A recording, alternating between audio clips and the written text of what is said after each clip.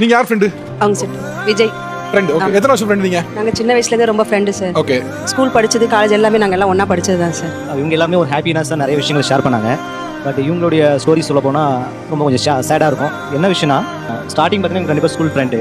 அவங்களுக்கு வந்து love marriage. இவங்க தான் அவங்க லவ்வை வந்து சேர்த்து வச்சது, அவங்களுக்கு வந்து எல்லாமே பண்ணது எல்லாமே இவங்க தான். பட் என்னன்னா ஒரு 6 மந்த்தில் வந்து பார்த்தீங்கன்னா அவங்களுக்கு இடையில ஏற்பட்ட சில பிரச்சனைகளால இவங்க 2 பேருமே பேச முடியாமல் போயிடுச்சு. கிட்டத்தட்ட ஒரு 3 இயர்ஸ் வந்து இவங்க பேசிக்கவே இல்லை. என்ன ஆக்சுவலா என்ன பிரச்சனை? லவ் மேரேஜ் தான் சார். அவங்க ஃப்ரெண்டுன்னு என்கிட்ட ஃபர்ஸ்ட் இன்ட்ரோடியூஸ் பண்ணாங்க. லவ் பண்ணும்போதே ஃப்ரெண்டுன்னு சொன்னாங்க.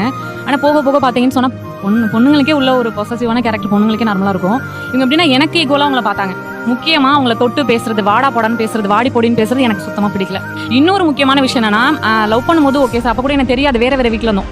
மேரேஜ் பண்ணியும் பார்த்தீங்கன்னா காலையில் பண்ணுற ஃபர்ஸ்ட் மெசேஜ் அவங்க மெசேஜாக தான் இருக்கும். வாட்ஸ்அப் ஓப்பன் பண்ணாலே குட் மார்னிங் அவங்களோட தான் இருக்கும்.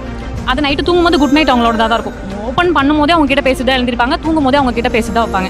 மாடி போடின்னு பேசுறது, இவங்க வந்து அடிக்கிறது, அவங்க இதை சாப்பிட்டுட்டு இருந்தா தட்டுல வந்து எடுத்து சாப்பிடுறது, அது நான் தானே சார் சாப்பிடணும்.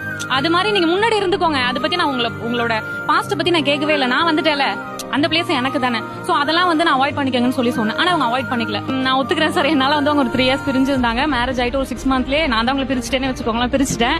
ஆனா அவங்களுக்கு மேரேஜ் ஆகி 2 இயர்ஸ் கழிச்சு வந்துட்டு அவங்க வீட்டுக்கு வந்தாங்க. அவங்க பாப்பா காது குத்துன்னு சொல்லி இன்வைட் பண்ண வந்தாங்க.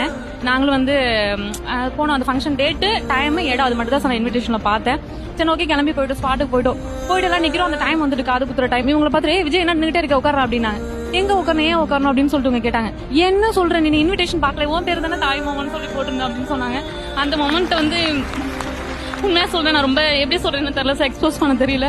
சிறுபால் அடிச்ச மாதிரி இருந்துச்சு எனக்கு. இவங்க ரிலேஷன்ஸ் போய் பிரிச்சிட்டோமேன்னு சொல்லிட்டு ரொம்ப சங்கடப்பட்டேன் நான். அவ்வளவு கஷ்டமான சூழ்நிலை. நிறைய டைம் நான் வந்து உஷாட்ட கேட்டிருக்கேன். மறுபடியும் இந்த இடத்துல எல்லாருக்கும் நிறைய கேட்கிறேன். சோ சாரி உஷா, நிறைய டைம் தெரிஞ்சோ தெரியாமல உன்னை ஹர்ட் பண்ணிருப்பேன்.